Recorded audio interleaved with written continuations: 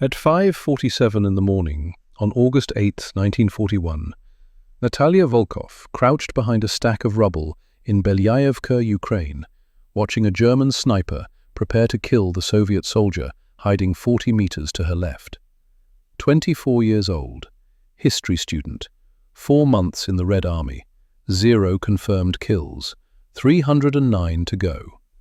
The Wehrmacht had sent 3 full divisions to take Odessa, 150,000 German soldiers advancing across the Ukrainian steppe.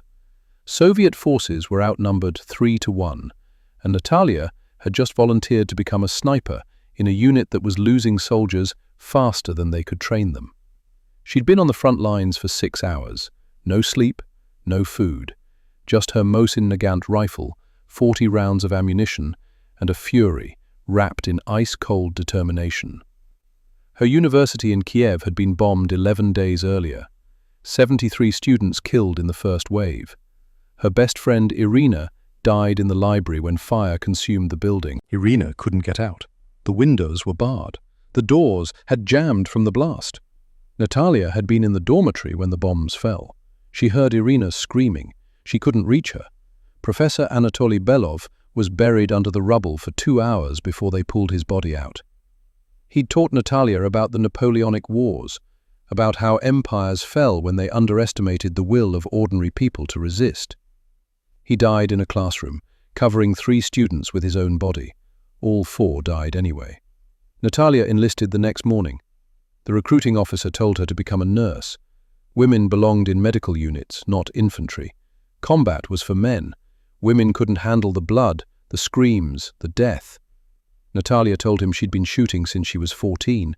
Marksman scores in youth shooting club, top tier in regional competitions. The officer laughed, said shooting targets wasn't combat. Combat was different. Combat was real.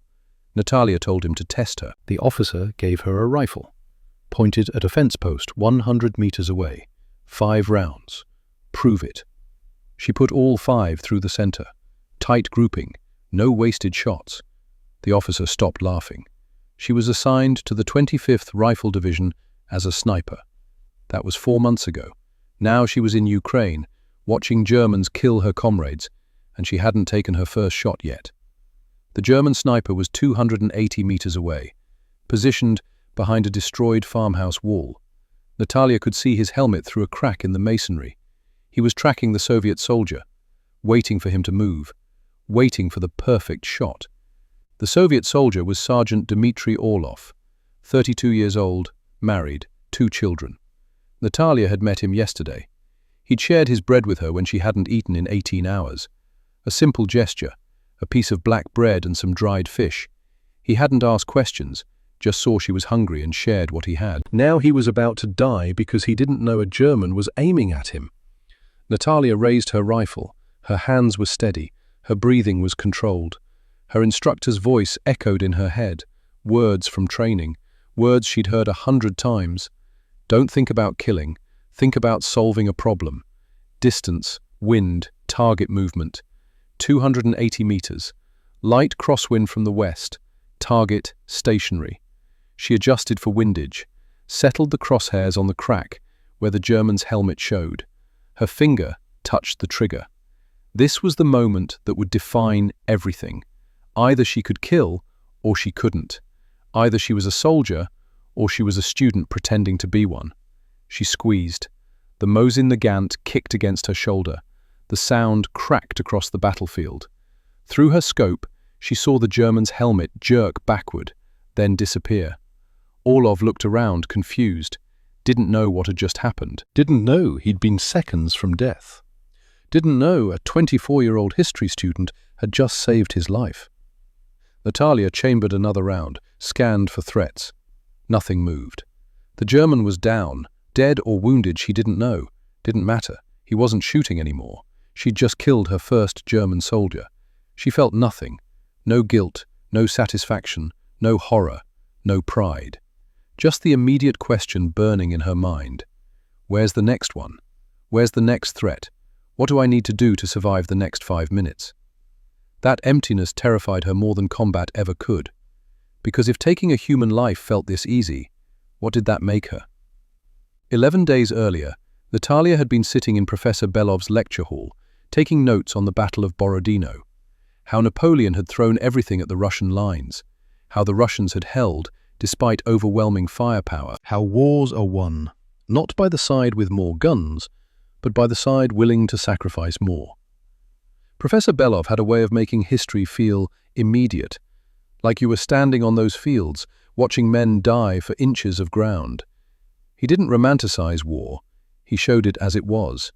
Brutal, wasteful, necessary. The bombs fell at 11:43 in the morning. No warning, no air raid sirens, just the sudden scream of aircraft engines and then the world exploding. Natalia was in the dormitory, 3rd floor. She'd skipped Belov's morning lecture to study for examinations. The first blast threw her against the wall. The second shattered every window in the building, glass everywhere, the walls shaking, the floor buckling. She ran to the window, saw the university burning, saw the library engulfed in flames, saw students running, screaming, dying, saw bodies in the courtyard, saw pieces of bodies, saw things she would spend the rest of her life trying to forget. She heard Irina screaming, knew her friend was in the library, knew she had to get to her, ran down the stairs, across the courtyard, through smoke so thick she couldn't see 3 meters ahead. The heat was intense, like standing next to an open furnace. The library entrance was blocked, rubble, burning timber, no way through. She tried the side entrance, same thing, tried the back. The entire structure was collapsing. She could hear Irina inside, screaming, begging, calling Natalia's name. And then the screaming stopped. Natalia stood there in the smoke and the heat and the chaos. Stood there knowing her best friend had just burned to death. Stood there knowing there was nothing she could have done. Stood there feeling the weight of helplessness crush down on her. 73 students died that day. 12 professors, 4 groundskeepers, 1 librarian. 90 people who'd been alive at breakfast were corpses by lunch. The Germans were destroying everything. Not just military targets, universities, hospitals, schools. They were trying to erase an entire culture, turn the Soviet Union into a vassal state where education was forbidden and resistance was crushed. Natalia walked to the recruiting station the next morning, still covered in soot, still smelling of smoke, still hearing Irina's screams in her head. The officer at the desk looked at her like she was insane. A young woman, a student, wanting to enlist in the infantry. Ridiculous. She didn't argue, didn't plead, just asked for a rifle and a target. When she put 5 rounds through the fence post at 100 meters, the officer's expression changed from condescension to calculation, changed from dismissal to possibility. He assigned her to the 25th Rifle Division, sniper training, 6 weeks of instruction, then deployment to Ukraine, then combat, then everything that came after. Lieutenant Katya Sokolova was everything Natalia wanted to become. 28 years old, 8 months of combat experience, 47 confirmed kills, precise, professional, perfect. Katya had been a schoolteacher before the war, mathematics. She approached sniping the same way she'd approached teaching. Break the problem into steps, follow the procedure, get the correct answer, every time. She taught Natalia the Soviet sniper doctrine on the 3rd day of training. Never expose your position, Katya said. They were in a bombed-out apartment building outside Odessa, practicing movement patterns, learning how to think like prey. Concealment is survival, exposure is death. Remember that. Write it on your soul. Natalia nodded, took notes, absorbed every word. Maximum 3 shots from the same location, Katya continued. After 3 shots you move. Doesn't matter if you have more targets. Doesn't matter if the position is perfect. 3 shots maximum. Then you relocate. Why 3? Natalia asked. Because that's how long it takes German counter-sniper units to triangulate your position. First shot, they hear it. Second shot, they narrow the search area. Third shot, they know exactly where you are. If you're still there for a 4th shot, you're dead. Katya moved through the apartment like a ghost, showed Natalia how to use shadows, how to position yourself so the light never caught your scope, how to memorize exit routes before you ever fired a shot. Always have a way out, Katya said. Primary exit, secondary exit, tertiary if possible. Never trap yourself in a position with only one escape route. The moment you fire, you assume the enemy knows where you are. You assume they're coming. You assume you have 30 seconds to be somewhere else. It was methodical, systematic, safe. Katya had survived 8 months because she followed every rule, never deviated, never improvised, never took unnecessary risks. The Germans are good, Katya said. Their snipers are well-trained, well-equipped, experienced. They've been fighting longer than we have. They've developed tactics specifically to hunt Soviet snipers. If you follow doctrine, you have a chance. If you don't, you die. It's that simple. Natalia trained with 2 other snipers. Corporal Gregor Petrov was 19 years old. 6 weeks of sniper training, 11 confirmed kills in his first month of combat. Eager, hungry to prove himself, talked too much, laughed too loud, reminded Natalia of boys she'd known in university, boys who thought they were invincible, boys who thought war was an adventure. Sergeant Mikhail Volgin was 35, quiet, serious, 63 confirmed kills. He'd been a hunter before the war, tracked wolves in the Urals, said hunting Germans wasn't much different, just bigger stakes, just more personal. The 4 of them operated as a unit. Katya led. Mikhail provided wisdom. Gregor provided enthusiasm. Natalia provided questions. She asked Katya about everything: how to read wind at distance, how to account for temperature changes affecting bullet trajectory, how to identify German sniper positions based on kill patterns, how to stay alive when everything around you was trying to kill you. Katya answered every question with precision, with examples, with the certainty of someone who'd survived by following the rules. The doctrine exists for a reason, Katya said. Every rule was written in blood. Every procedure was developed because someone died doing it wrong. You think you're smarter than the doctrine? You think you can improvise something better? You're wrong. The doctrine keeps you alive. Trust it. Follow it. Live. Natalia believed her. Why wouldn't she? Katya was alive. 47 kills, 8 months of survival. She was proof the doctrine worked. Until August 19th. Katya died following the doctrine perfectly. It was a textbook engagement. Everything by the book. Everything according to procedure. Everything exactly as training had taught them. They were in a bombed-out apartment building on the eastern edge of Belyayevka. German positions 300 meters away. Katya had spent 2 hours studying the terrain, identifying targets, planning her shots, planning her movements, planning her exits. 3rd floor. Excellent sight lines, clear view of German machine gun positions. 2 exit routes carefully mapped. Primary, stairs to 2nd floor, across to adjacent building, down to street level. Secondary, window descent to 2nd floor balcony, drop to ground, sprint to rubble pile with cover.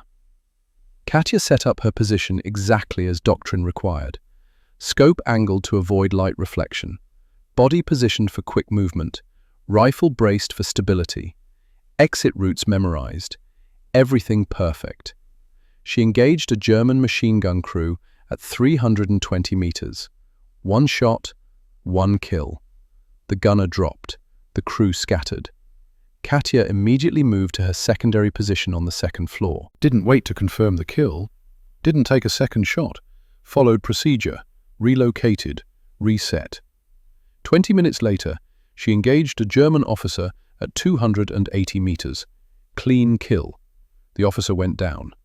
German soldiers rushed to his position. Katya started moving to her tertiary position on the ground floor. Down the stairs. Weapon ready. Moving fast but careful. Everything by the book. The German sniper shot her through the stairwell window. Single shot to the chest.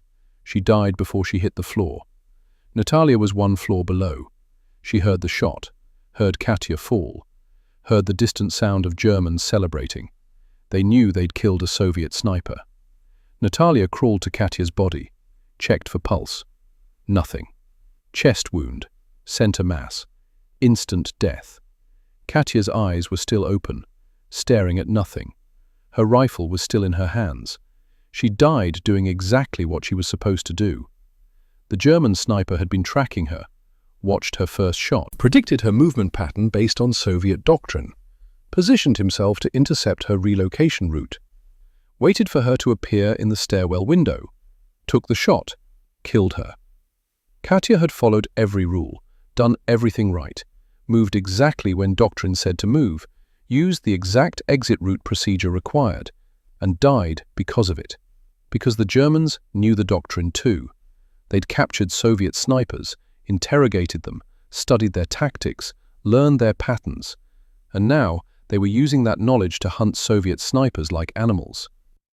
Later, through interrogation of a captured German soldier, Natalia learned the sniper's name: Hauptmann Klaus Richter, Wehrmacht counter-sniper specialist. 89 confirmed kills, mostly Soviet marksmen. He didn't hunt regular soldiers, he hunted Soviet snipers specifically, studied their behavior, predicted their movements, killed them when they followed procedure. Klaus's pattern was consistent. He waited for Soviet snipers to engage, tracked their positions, anticipated their movements based on doctrine, then killed them during relocation. Simple, effective, deadly. If you followed the rules, you were predictable. If you were predictable, Klaus could anticipate you. If he could anticipate you, you were dead. Natalia sat with Katya's body for 10 minutes, just sat there, looking at the woman who'd taught her everything. The woman who'd survived 8 months by being perfect. The woman who died because perfection wasn't enough. Gregor Petrov died on August 27th, 19 years old, 11 confirmed kills, 6 weeks as a sniper. Good kid, eager, wanted to make his mother proud, wanted to kill Germans, wanted to survive long enough to go home. He'd set up in a drainage ditch 400 meters from German lines. Perfect concealment, good sight lines, textbook positioning. He engaged a German patrol at dawn. 2 shots, 2 kills. Germans scattered, took cover. Gregor followed doctrine, stayed low, waited 15 minutes, prepared to move to his secondary position. A German artillery shell landed directly in his ditch. Obliteration kill, nothing left to bury.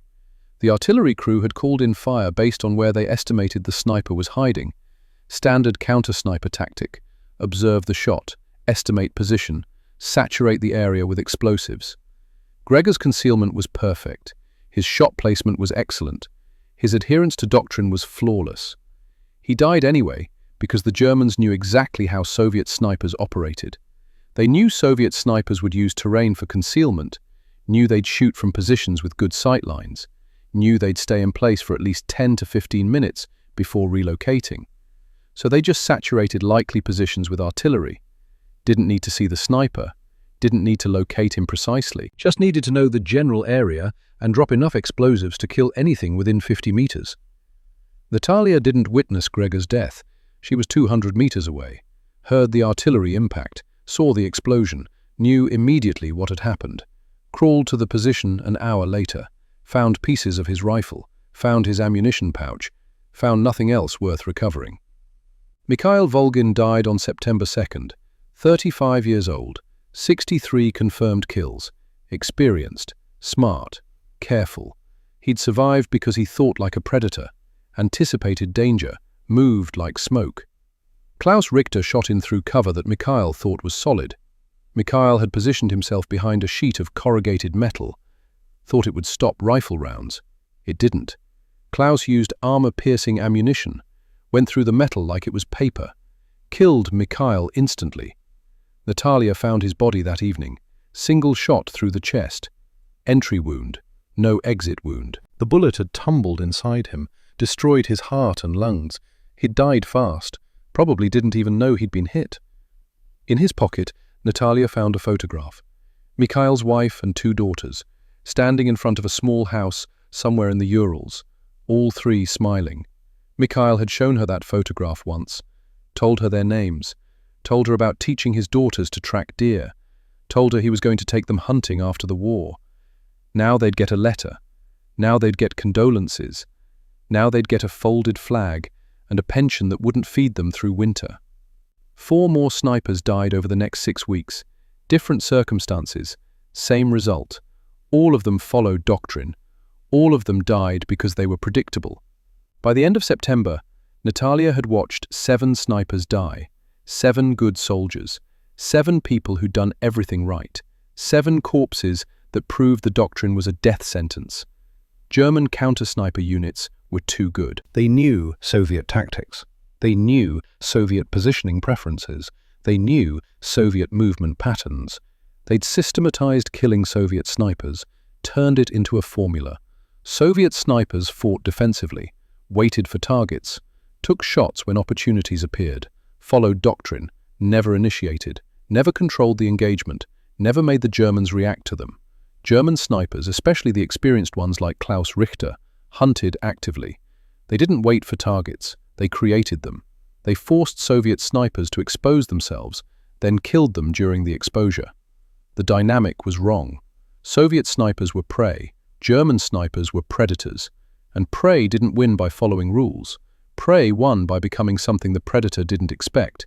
Natalia needed to reverse that dynamic. Stop being prey, become predator.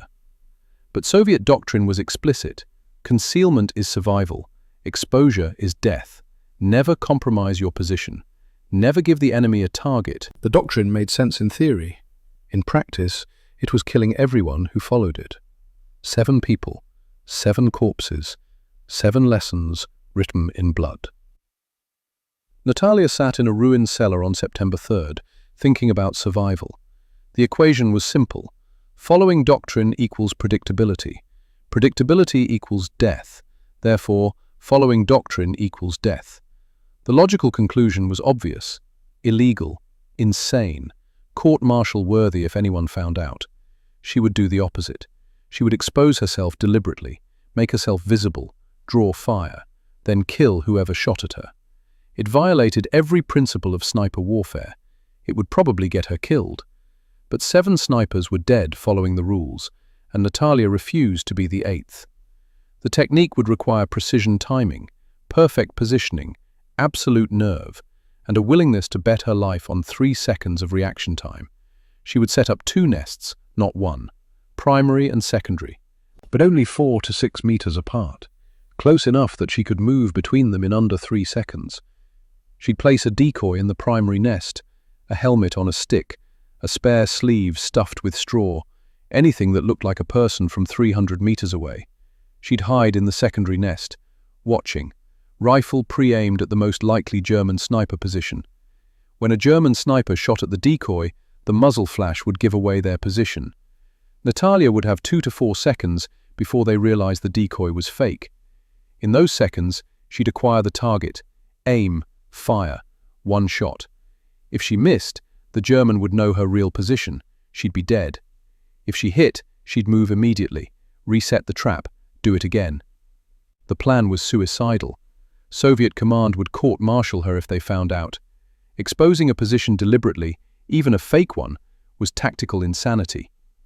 But Natalia had watched too many friends die following doctrine. She tested the technique on September 3rd, 1941. Early morning. German lines were 340 meters away. She set up in a ruined cellar near the front line, 2 shooting positions, one with a helmet propped on debris, positioned to look like a sniper observing German positions. She waited in the secondary position 5 meters to the right, completely concealed.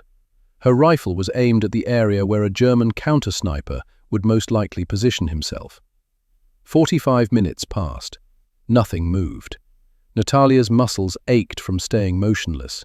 Her eyes watered from staring through the scope. Insects crawled across her hands. She didn't move, didn't flinch, didn't adjust position. At 6:17 in the morning, a shot cracked across no man's land. The helmet in her primary nest jerked backward. Someone had taken the bait. Natalia scanned the German lines. There, 320 meters away, a muzzle flash, a figure shifting position behind a brick wall. She had 3 seconds, maybe 4 if she was lucky. Her crosshairs settled on the figure. She couldn't see details, just a shape, just a target. She fired. The figure dropped. Natalia didn't wait to confirm. She abandoned both positions, moved 40 meters west, set up in a different building. Through her scope, she watched the brick wall where the German had been. 2 German soldiers appeared, dragging a body. Confirmed kill. The technique worked. Natalia felt something she hadn't felt since Katya died. Not satisfaction, not pride, just the cold certainty that she'd found a way to survive, a way to fight back, a way to make the Germans afraid. She'd just violated every rule in the Soviet sniper manual. She'd exposed a position, she'd made herself a target, she'd done everything doctrine said would get her killed. And she'd won. 7 snipers had died following the rules. Natalia had survived by breaking. Better to die on her terms than following someone else's doctrine to a predictable grave.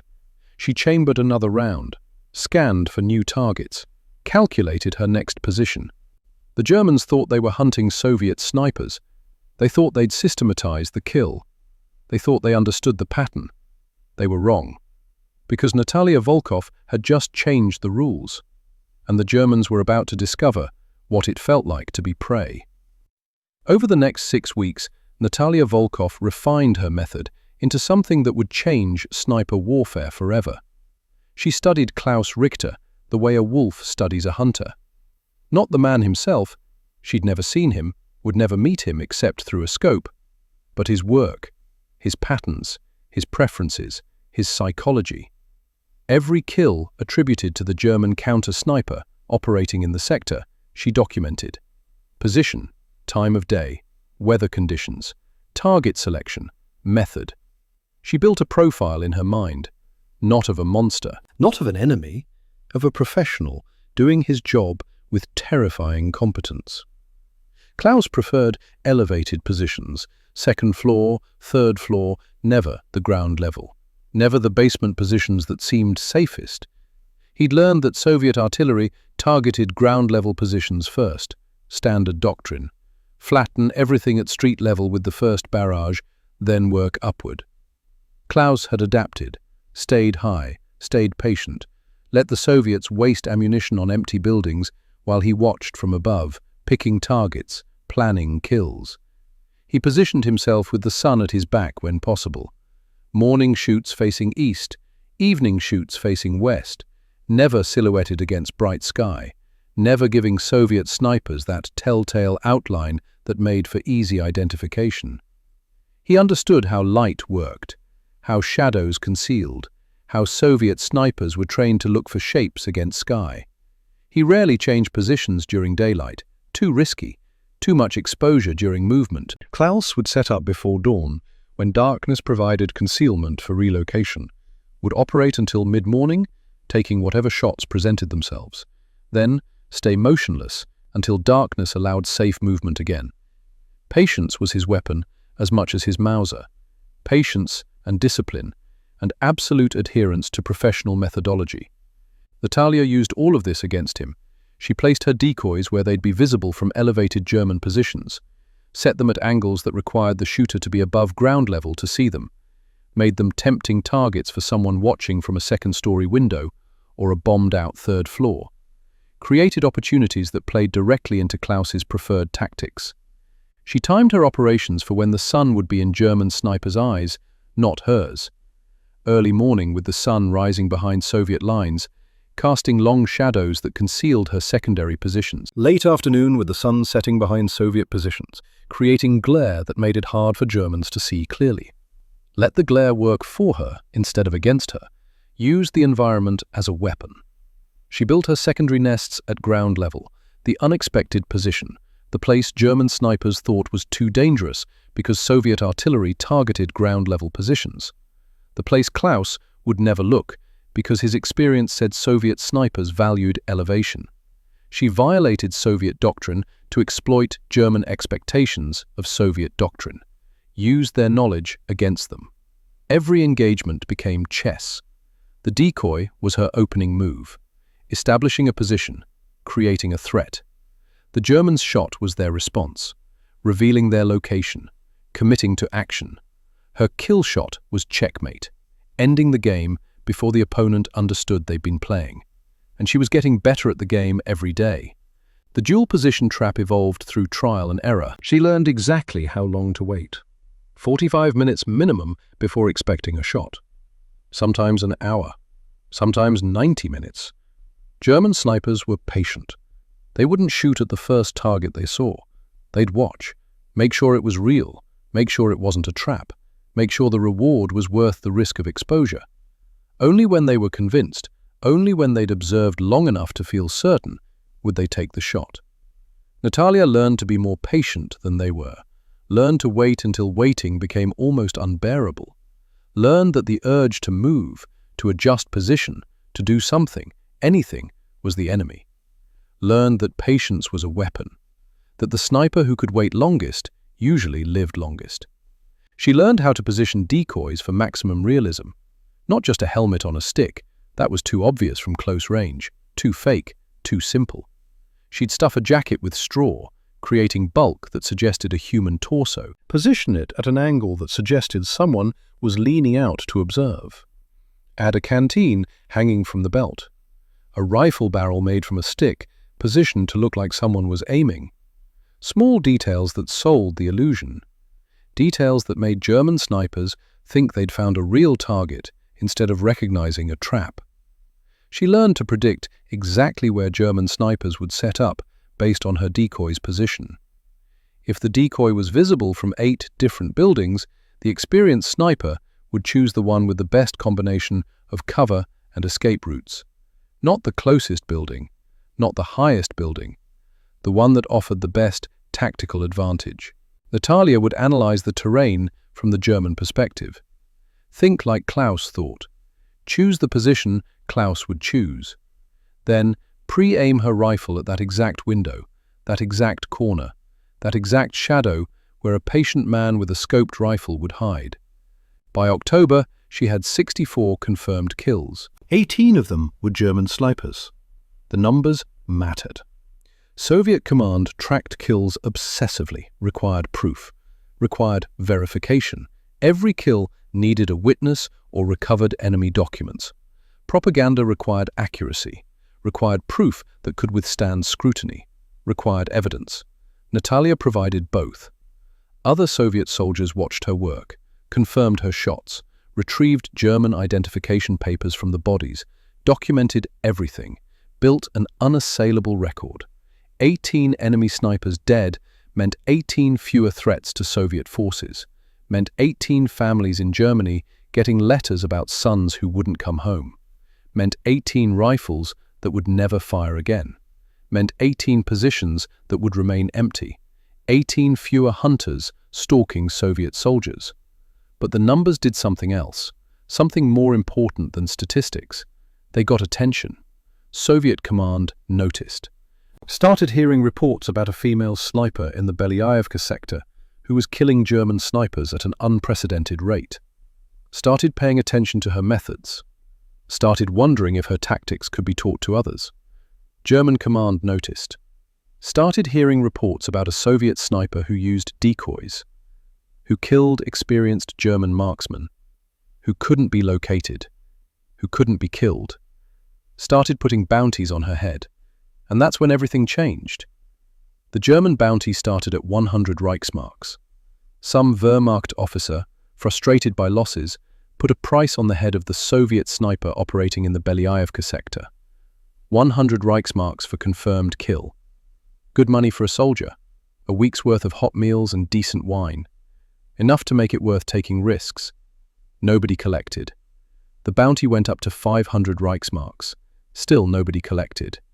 Because the Germans who tried to kill Natalia ended up dead themselves. Word spread through Wehrmacht units. Soviet sniper in Belyayevka, female according to interrogated prisoners, uses decoys, shoots back faster than you can relocate, kills experienced snipers, has killed at least a dozen German marksmen, avoid, if possible, not worth the risk. The bounty went up to 1,000 Reichsmarks. 1,000 Reichsmarks was officers' pay for 2 months. That was serious money.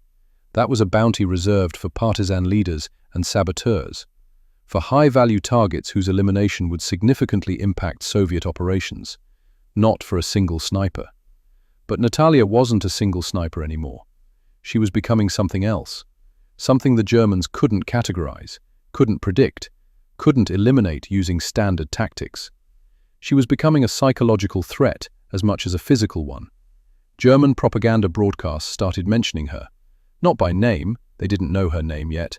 Soviet prisoners weren't talking. But they talked about the devil woman of Belyaevka, the Soviet sniper who couldn't be real, who must be Soviet propaganda.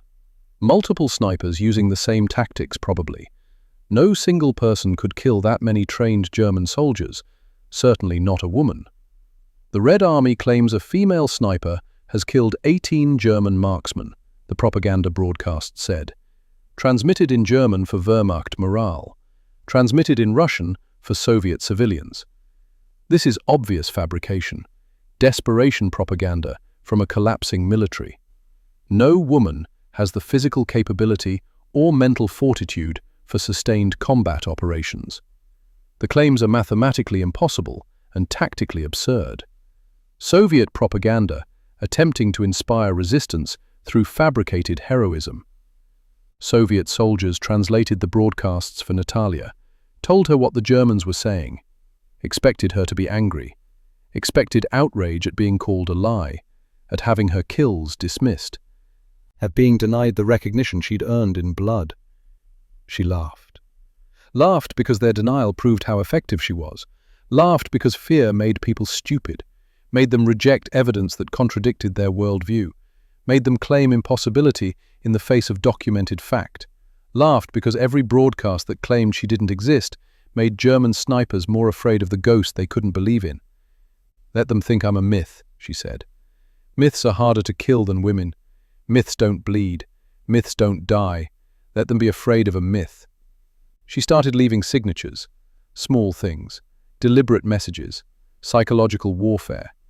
After a kill, before relocating, she'd leave a piece of red ribbon tied near her position.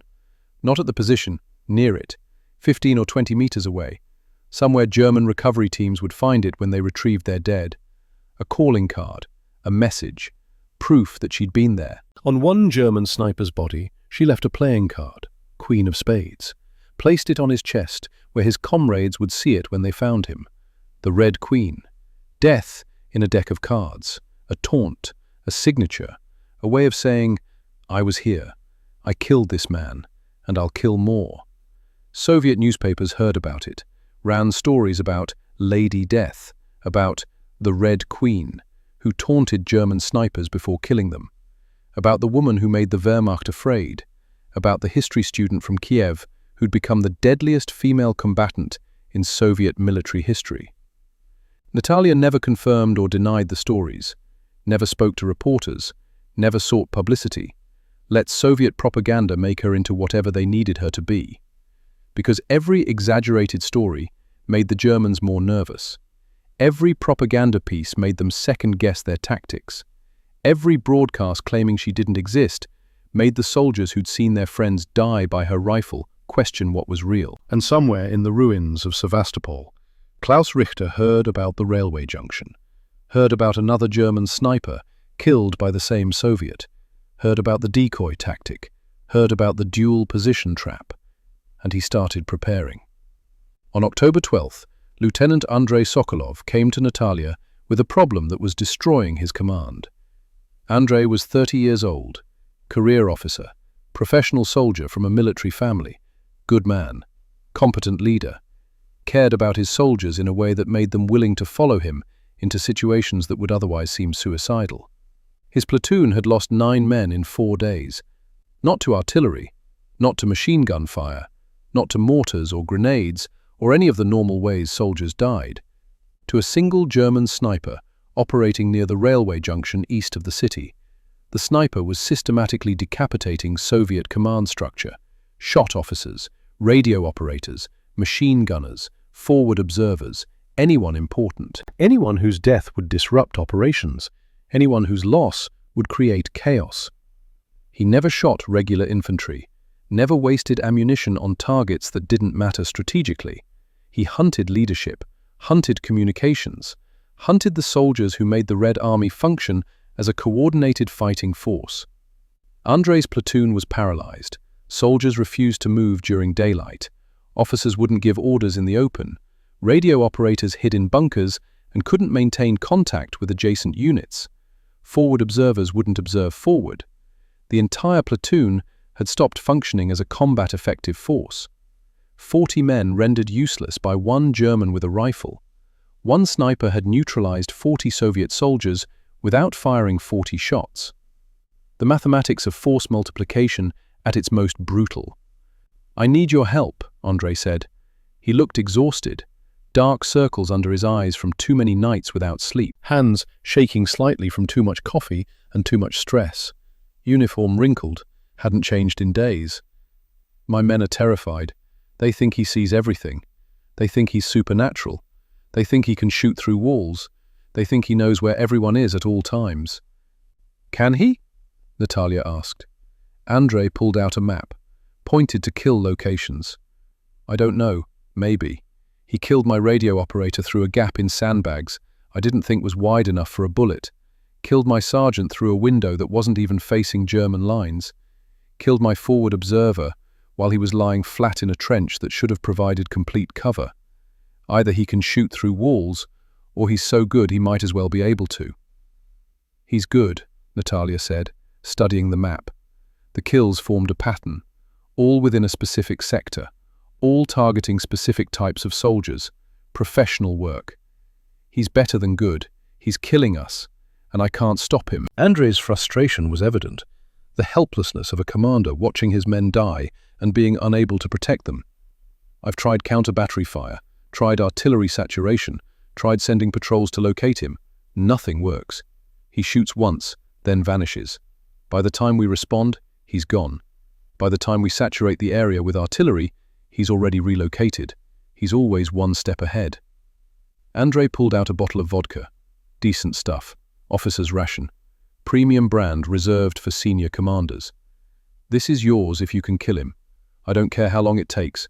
I don't care what you need. I don't care what rules you break. Just make it stop. Make my men able to function again. Make them stop being afraid." Natalia didn't take the vodka, didn't want payment, didn't want reward. The chance to kill another German sniper was payment enough. Another opportunity to prove her method worked. Another data point in the equation she was solving. Another opportunity to make Germans afraid instead of making Soviets afraid. "I'll do it," she said. "Keep your vodka. I'm doing this for your men." She spent 2 days studying the railway junction, 2 full days of reconnaissance, watching from 800 meters away with binoculars, never getting close, never exposing herself, just watching, sketching maps, taking notes, building understanding. She noted every building with sightlines to Soviet positions, counted windows, measured distances using landmarks, recorded wind patterns and how they changed throughout the day, noted how shadows moved, how light changed, how terrain features created concealment. The German was smart, never shot from the same place twice, never established a pattern, never gave Soviet forces anything to predict, never created a routine that could be exploited. But he had to shoot, and when he shot, he had to be somewhere. Physics and geometry limited his options. There were only so many positions that provided the necessary sightlines and concealment.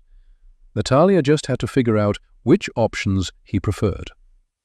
She identified 11 possible positions: buildings with intact upper floors, ruins with good concealment, structures that offered multiple escape routes, positions that provided tactical advantage without excessive exposure.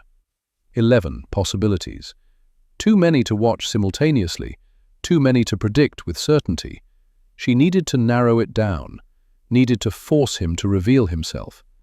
She set up 5 meters from where Andrei's men congregated, made a decoy that looked like a Soviet officer, used a real uniform taken from a dead lieutenant, stuffed it properly with straw and rags, positioned binoculars to make it look like someone was observing German lines, added details, a map case, a pistol holster, small touches that sold the authenticity, placed it where it would be visible from 8 of the 11 possible German positions, created a target too tempting to ignore.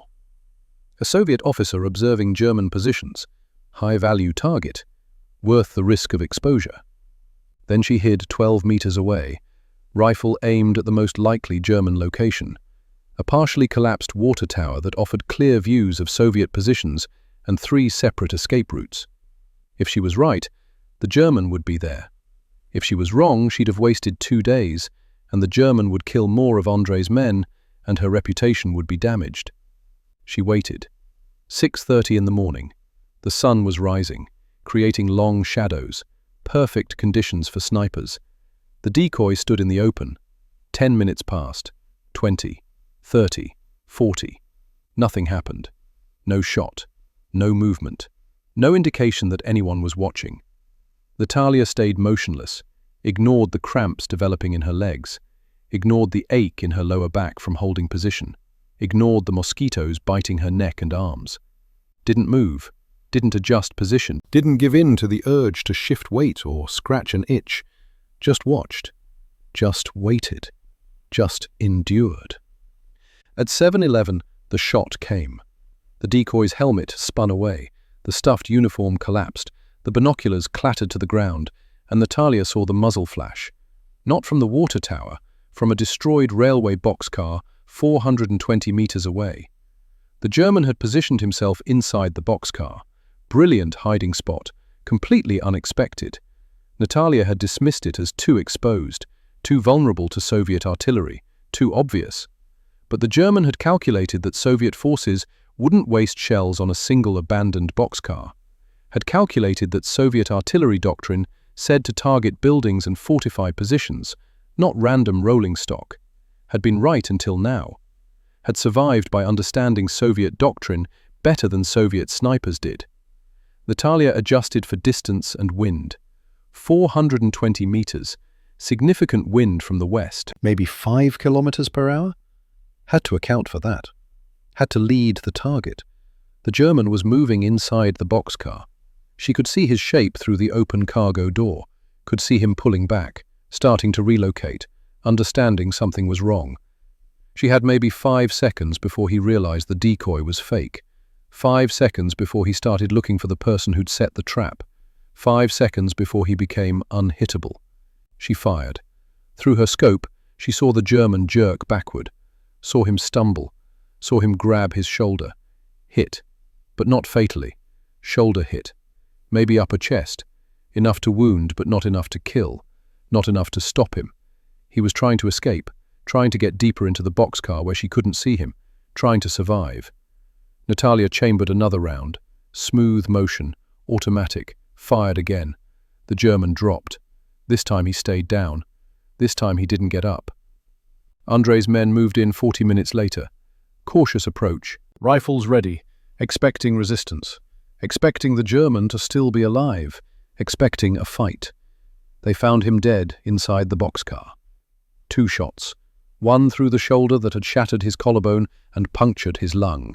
One through the head that had ended everything. His logbook was in his pocket. Detailed notes. Names of targets when he knew them.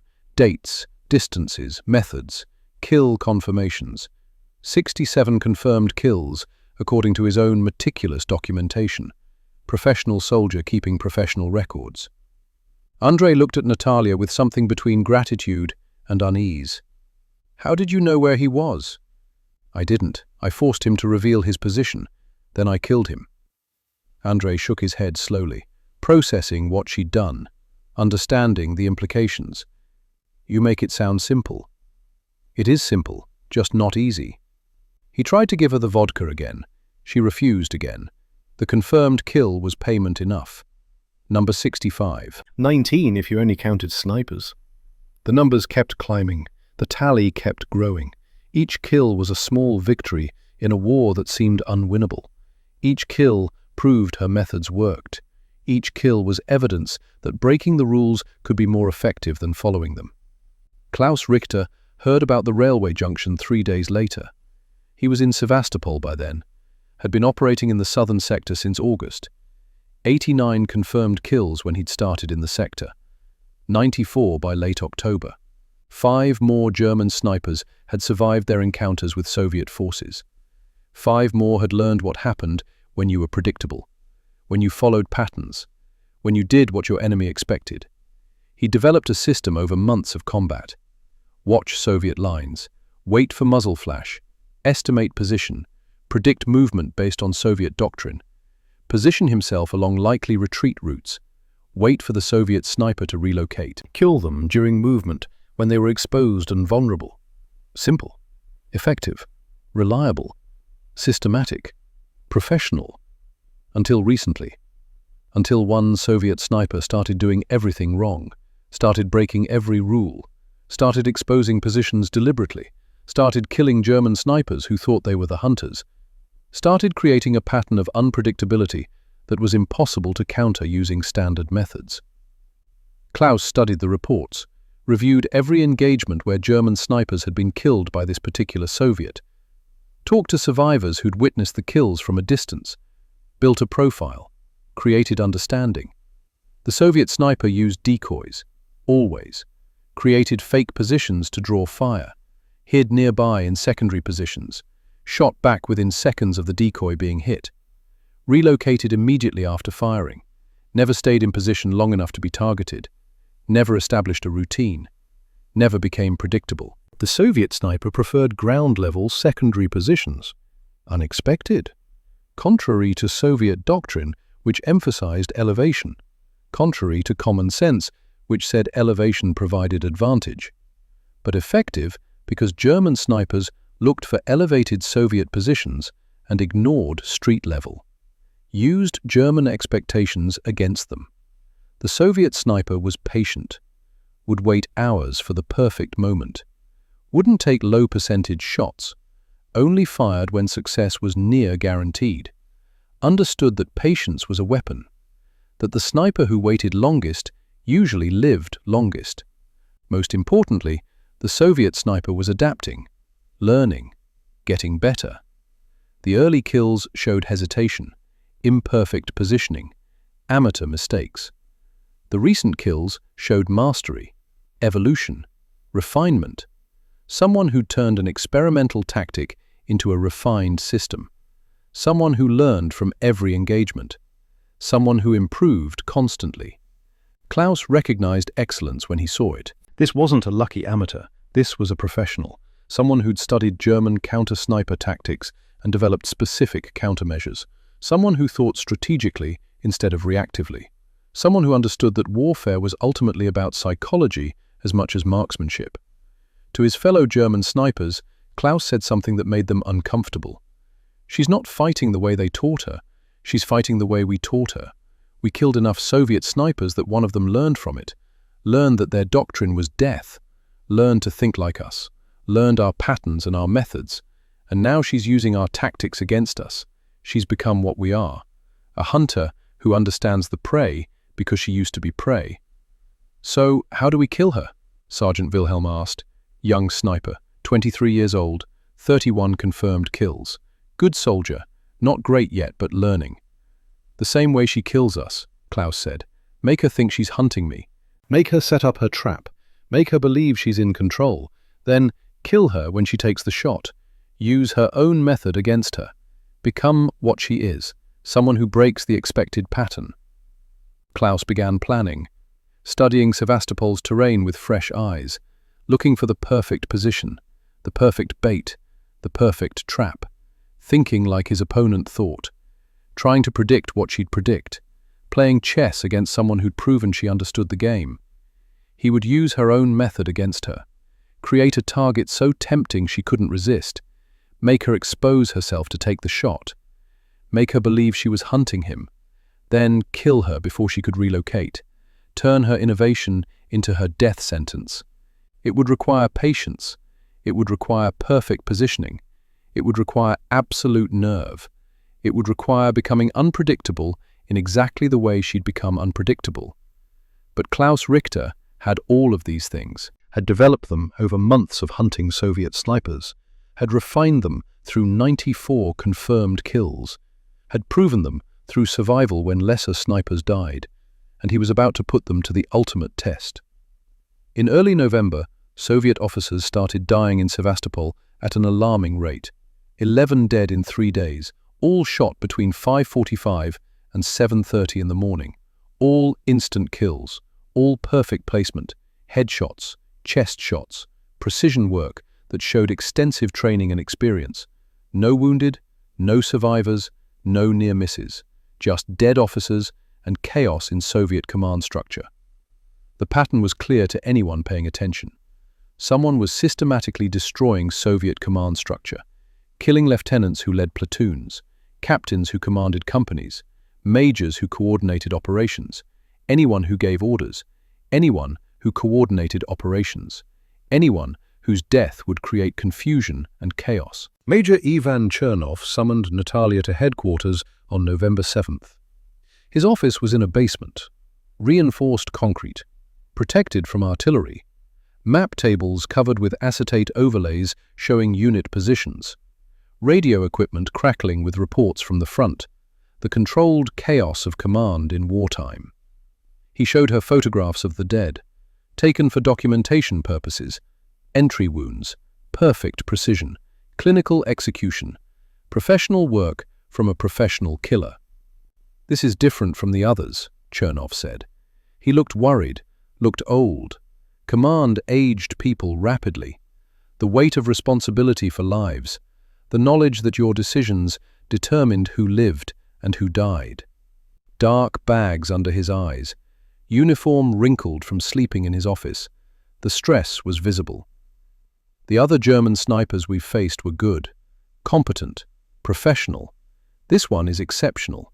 He's killing our leadership faster than we can replace them." Officers are afraid to show themselves. Sergeants won't give orders in the open. The entire command structure is paralyzed. We're losing combat effectiveness without losing combat. He spread a map on the table, marked locations where officers had died. Red X marks, 11 of them, all within a 400-meter radius, all from slightly different directions. Northeast one day, southwest the next, northwest after that. The German was mobile, changing positions constantly, never shooting from the same place twice, never establishing a pattern that could be exploited. "You have 48 hours, Chernov said. His voice was strained, under pressure from higher command, under pressure from the situation, under pressure from the knowledge that failure meant Soviet forces would have to abandon this sector. If you can't kill him in 48 hours, we'll have to pull back from this sector. We can't maintain operations if our officers won't lead. We can't coordinate if our communication is disrupted. We can't fight effectively if our command structure is paralyzed. This one German is worth a company of infantry in terms of combat effectiveness denial. Find him, kill him, do whatever you have to do. 48 hours, 2 days. Find the best German sniper in Sevastopol and kill him before Soviet forces collapsed, before the sector fell, before German forces broke through and threatened the entire defensive line."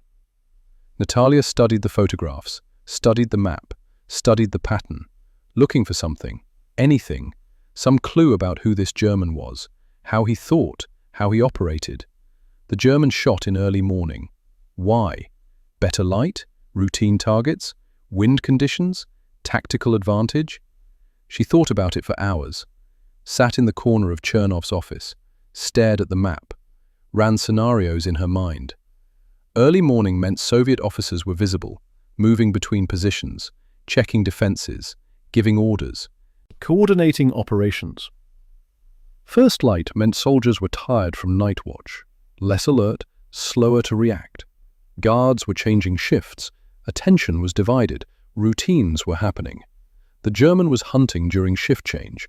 That meant he was watching specific locations at specific times, knew Soviet routines, had studied them extensively, had documented patterns, was patient enough to wait for the perfect moment, professional enough to only take high-percentage shots. Everything about this German suggested Klaus Richter. The precision, the professionalism, the systematic approach, the patience, the targeting selection, the perfect kills. This was the sniper who'd killed Katya, who'd killed Mikhail, who'd killed 19 other Soviet snipers, who'd survived by being better than everyone he'd faced. This was the opponent Natalia had been preparing for without knowing it. The test, the final examination, the moment that would determine whether her tactics worked against the absolute best the Wehrmacht could send, whether breaking doctrine was enough, whether innovation could defeat experience. 48 hours. 2 days to prepare, 2 days to plan, 2 days to figure out how to kill someone who'd spent months killing people exactly like her. Someone who understood Soviet tactics, someone who anticipated movement, someone who'd turned killing into a systematic science. Natalia looked at the map, looked at the photographs, looked at the pattern, and she started planning something that would either prove she was brilliant or prove she was suicidal. She was going to make herself the bait. Not a helmet, not a stuffed uniform, not a decoy that Klaus might recognize. Herself, her actual body, standing in the open, making herself the most valuable target on the battlefield, making herself irresistible to a German sniper who specialized in killing Soviet leadership. If Klaus took the shot, she'd have maybe 1.5 seconds to react. 1.5 seconds to recognize the shot, to dive, to acquire his position, to fire back, to kill him before he could confirm the hit and relocate. 1.5 seconds between life and death, between victory and becoming another photograph in Chernov's folder of dead officers. 1.5 seconds to prove that a 24-year-old history student from Kiev could beat the best sniper the German army could produce. The odds were brutal, the mathematics were terrifying. But Natalia had learned something over the past 3 months. Learned it from watching 7 friends die. Learned it from killing 65 Germans. Learned it from surviving when doctrine said she should be dead. Sometimes, the only way to win is to risk everything. Sometimes, the only way to kill the hunter is to make yourself the prey. Sometimes, the only equation that works is the one nobody expects you to solve. Natalia Volkov was going to stand in the open and dare Klaus Richter to shoot her. And then, she was going to kill him. Or die trying, but either way the duel was coming. The hunter and the hunted. The professional and the innovator. The man who'd killed 94 people and the woman who'd broken every rule to survive. One of them would walk away from Sevastopol. The other would die there. The mathematics were certain. The equation had only one solution. The only question was, which one of them was better at solving it? Lieutenant Alexei Romanov was the only reason Natalia survived the night of November 7th.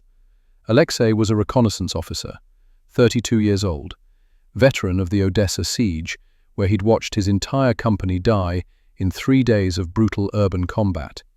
He'd survived when 90% of his unit died.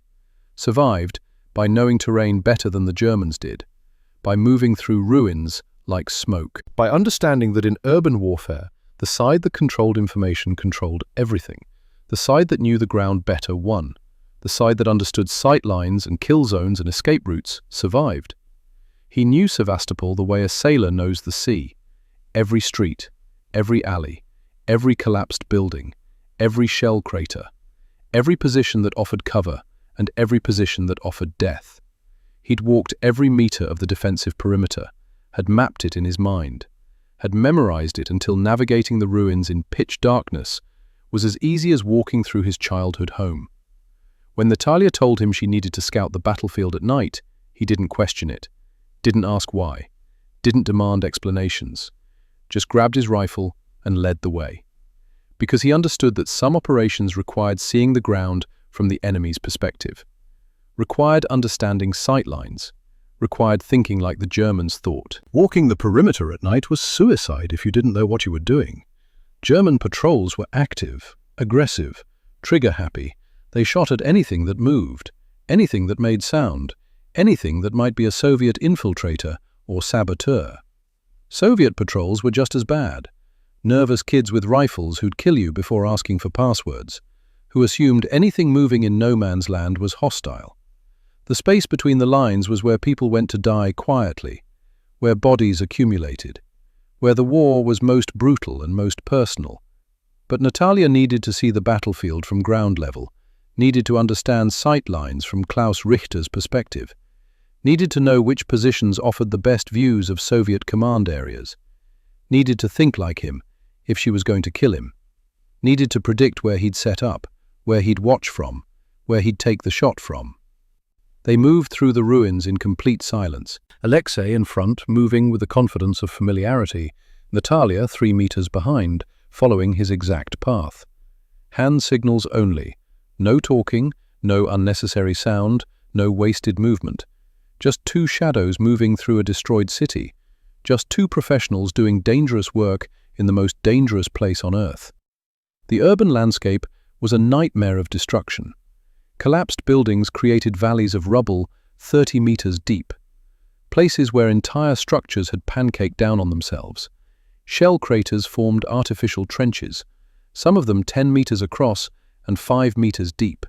Fires still burned in some sectors, refusing to die despite days without fuel, casting orange light that made shadows dance like living things, making the ruins look like hell itself.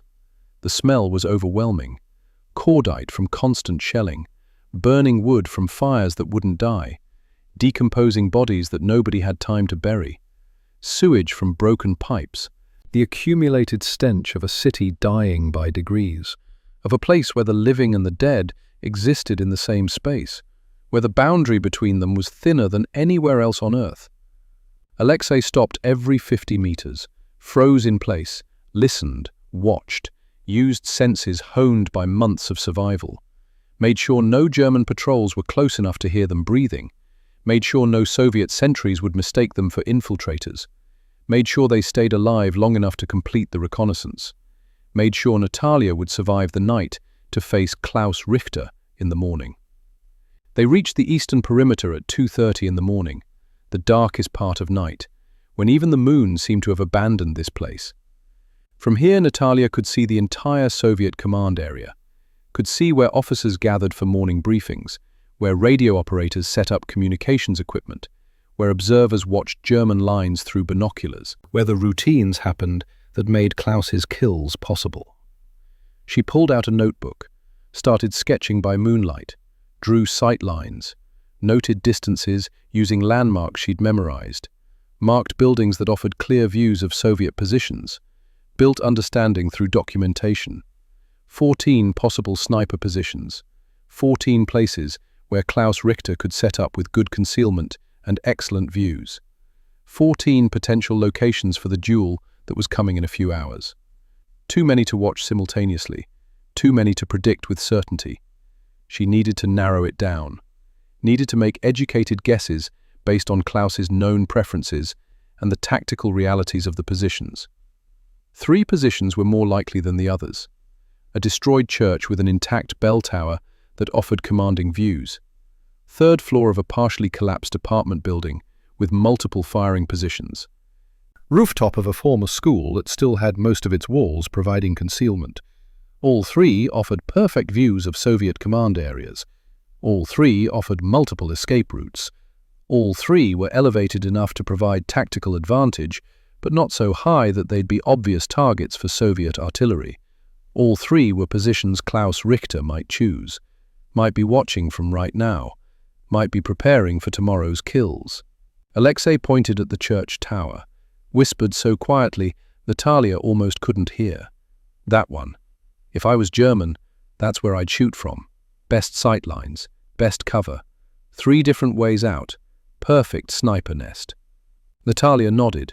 She agreed. The church tower was the most likely position, the obvious choice, the tactically superior location, which meant it was exactly where Klaus would expect her to look, which meant it might be a trap, or it might be genuine, or it might be both. A position so good that using it despite its obviousness made sense. The only way to know was to force him to shoot first, let him reveal his position, then kill him before he could relocate, before he could disappear into the ruins like he'd done 94 times before, which meant making herself a target, which meant standing in the open where 11 Soviet officers had already died, which meant betting her life on reflexes fast enough to dodge a bullet that moved at 800 meters per second, fast enough to acquire a target in under 2 seconds, fast enough to fire back before Klaus realized his shot had missed. They returned to Soviet lines before dawn, moving even more carefully on the return. German patrols increased activity before sunrise, trying to catch Soviet soldiers moving in darkness, trying to kill people before they could reach safety. Alexei looked at her with concern when they reached friendly positions. You're planning something insane, aren't you? Probably, Natalia said. Will it work? I don't know. I've never tried it before. Alexei was quiet for a moment, thinking about what she might be planning, thinking about what it would take to kill Klaus Richter, thinking about the risks. Then he said, Katya wouldn't approve. Katya's dead. Fair point. Alexei checked his rifle, made sure it was ready for whatever came next. When you do this insane thing, I'll have a squad ready to clear whatever position he's shooting from. Just make sure you survive long enough for us to reach you. Make sure I don't have to write a letter to your family explaining that you died doing something brave and stupid. Natalia didn't make promises she couldn't keep. Just nodded. Just accepted that in a few hours she'd either be alive or dead. Either Klaus would miss, or she'd be one more photograph in Chernov's folder. One more name on the casualty lists. One more student from Kiev who'd never graduate, never return home, never have a future beyond this war. November 8th, 1941. 5:42 in the morning, the moment everything would be decided. Natalia Volkov stood in the open, wearing an oversized officer's coat, brown wool, too big for her, hanging loose, but recognizable from a distance as an officer's uniform. Standing exactly where Soviet officers normally gathered for morning briefings. Standing in the same spot where a lieutenant had died 3 days ago. Standing where a captain had died yesterday. Standing where a major had died the day before that.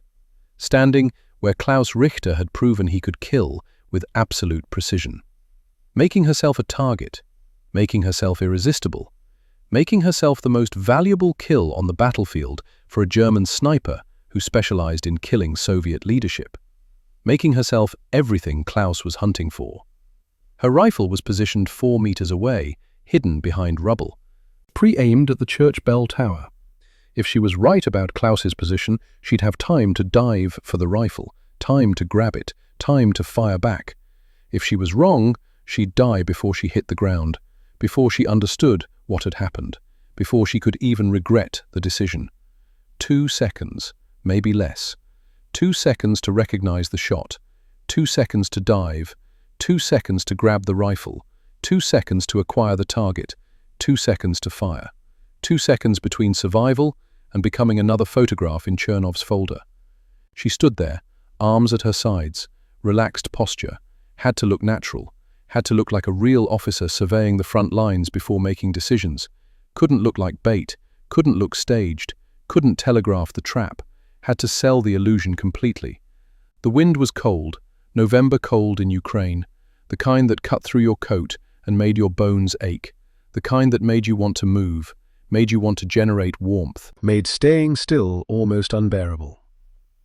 Dawn was breaking behind Soviet lines, light creeping across the ruins like water flowing, shadows retreating, the world transitioning from night to day, the moment when everything became visible, when concealment failed, when snipers took their shots. 1 minute passed, 2 minutes, 5 minutes, 10 minutes. Every instinct Natalia possessed screamed at her to take cover. Every survival mechanism honed by 3 months of combat told her she was exposed, vulnerable, stupid, standing in the exact place where officers came to die. Every rational thought said she should move, hide, stop presenting herself as a target, stop being crazy. She didn't move. 12 minutes, 15 minutes, 17 minutes. 17 minutes standing in the open. 17 minutes of being the easiest kill on the battlefield. 17 minutes of waiting for a bullet that might never come or might come any second. 17 minutes of controlling every muscle, every breath, every tiny movement that might reveal the trap. Her heart was pounding.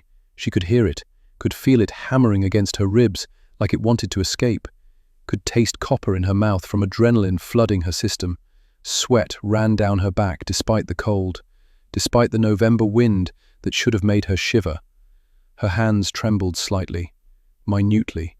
She forced them still, willed them to stop, had to maintain the illusion, had to look calm, had to look like someone who belonged here, someone who wasn't afraid, someone who was just doing their job. Somewhere in the ruins, Klaus Richter was watching, studying her through his Zeiss scope, studying her posture, her movements, her breathing, deciding if she was real or bait, deciding if the shot was worth the risk, deciding if he should pull the trigger or wait for a safer target. Making calculations, running probabilities, being professional. Natalia counted seconds in her head. 1001, 1002, 1003, keeping her mind occupied, preventing panic, preventing the overwhelming urge to run, to hide, to stop being insane.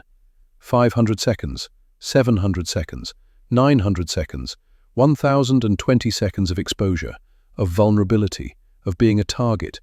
Was he aiming at her right now? Was his finger on the trigger? Was he calculating wind drift and bullet drop? Was he exhaling slowly, preparing to fire? Or had he seen through the trap? Had he recognized this as bait? Was he repositioning to get a better angle? Was he waiting for her to give up and return to cover so he could shoot her during movement? The mathematics became meaningless. The equation had too many variables, too many unknowns, too many possibilities. All she could do was stand there and wait, and hope that when the shot came, she'd be fast enough to survive it.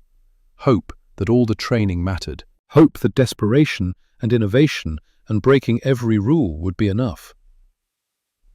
At 5:59 in the morning, the shot came. Natalia heard it before she felt it. The distinctive crack of a Mauser K98. Different sound from a Mosin Nagant, higher pitched, sharper, thinner. The sound she'd learned to recognize over 3 months of combat. The sound that meant German sniper. The sound that meant someone was trying to kill you. The bullet passed centimeters from her head. So close, she felt the air displacement, felt the pressure wave, felt the heat of the round as it screamed past her skull at 800 meters per second. So close it parted her hair. So close she could feel individual strands moving from the passage. 2 centimeters to the right, and she'd be dead. 2 centimeters, and this story would end here. 2 centimeters, and Klaus Richter would have 95 confirmed kills instead of 94. 2 centimeters, and Soviet forces would lose this sector. 2 centimeters, and everything would be different.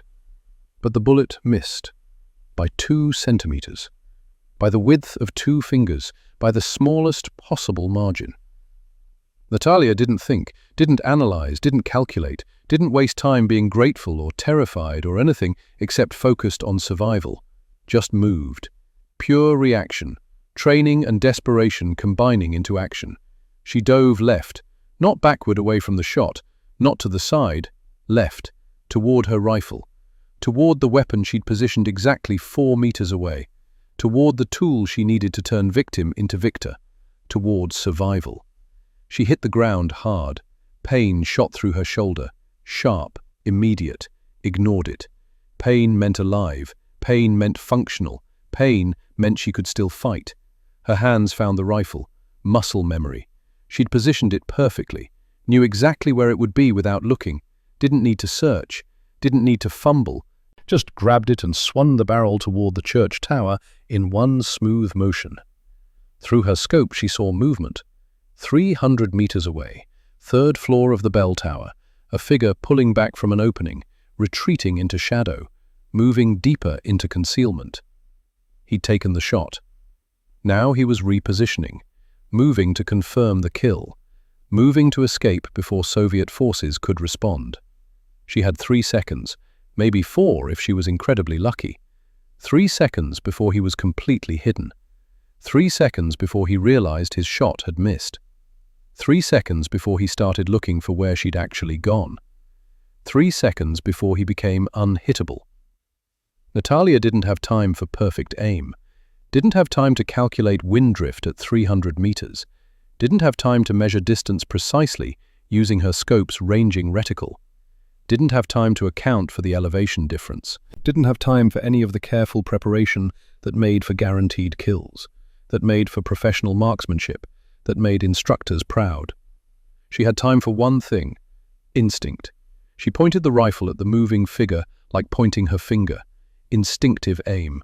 The kind children use playing with sticks. The kind of shot instructors explicitly forbid. The kind of shot that gets you killed in combat. the kind of shot that has no place in professional marksmanship, the kind of shot that works maybe one time in 10. Maybe.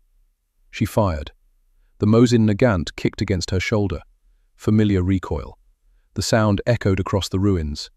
Through the scope, she saw the figure jerk, saw him stagger, saw him grab at his chest, saw him fall backward into darkness, into the shadows inside the bell tower. Hit or miss. Wounded or dead. Cover or corpse. She didn't know. Couldn't know. Couldn't see clearly enough to be certain. Didn't know anything except that she'd just taken the most important shot of her life and had no idea if it had connected. She stayed down, prone position, rifle ready, chambered another round, smooth action, automatic, kept her scope trained on the bell tower opening. If he appeared again, she'd fire again. Keep firing until one of them was dead or out of ammunition, or the situation resolved itself somehow. 3 minutes passed. Nothing moved in the tower. No return fire, no movement, no indication that Klaus was still alive, no indication that he was dead, just silence, just stillness, just waiting. 5 minutes, 7 minutes, 10 minutes. The sun was rising. More light meant more visibility, more risk for Natalia, more exposure. Soviet soldiers were starting their morning routines, officers emerging from bunkers, radio operators setting up equipment, forward observers taking positions. If Klaus was still alive, he had more targets now, better targets, easier shots, targets that weren't expecting to be shot, targets that hadn't just survived a near miss by 2 centimeters. But he didn't shoot, didn't engage any of the new targets, didn't take advantage of the opportunities presenting themselves. Just silence from the bell tower, just stillness. 15 minutes after Natalia's shot, she saw Alexei's squad moving toward the church. 8 soldiers, moving carefully, rifles ready, spacing themselves to minimize casualties from potential fire, expecting ambush, expecting Klaus to be alive and waiting, expecting a firefight, expecting casualties. They entered the church, disappeared inside. 2 minutes of silence while Natalia held her breath, while she waited, while she hoped. 2 minutes that felt like hours. Then Alexei appeared at the bell tower opening. He waved, both arms overhead, the signal they'd agreed on. All clear! Target down! Confirmed kill! Natalia lowered her rifle. Her hands were shaking. Not from fear, not from cold, from adrenaline crash. From the realization hitting her all at once. She'd just survived something that should have killed her. She'd just dodged a bullet by 2 centimeters. She'd just won a duel with Klaus Richter, the best German sniper in Sevastopol, possibly the best German sniper on the Eastern Front. She'd taken an impossible shot under impossible conditions and somehow, impossibly, it had worked. She'd just killed the man who'd killed Katya, who'd killed Mikhail, who'd killed 19 other Soviet snipers, who'd killed 94 people total, who'd survived by being better than everyone he'd faced, who'd been hunting her, specifically, who'd set this up as carefully as she had, and she'd won. Not through superior skill, not through better equipment, not through following doctrine, through desperation, through willingness to do something so insane that Klaus couldn't predict it, through making herself bait in a way he didn't expect, through breaking every rule so thoroughly that the equation changed, through being unpredictable in a war that rewarded predictability. Alexei's squad brought Klaus Richter's body down from the bell tower 30 minutes later. They carried him on a stretcher improvised from a door, careful even with a corpse, professional courtesy between snipers, recognition that this had been a worthy opponent, someone who deserved respect even in death. Single shot through the chest, just left of center, heart shot.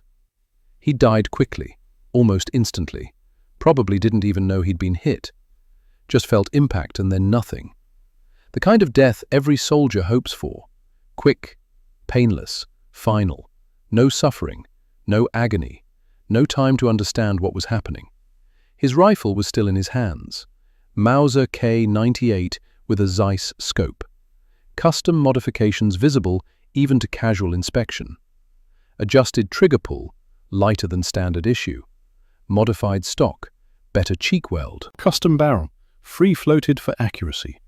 This wasn't standard issue equipment.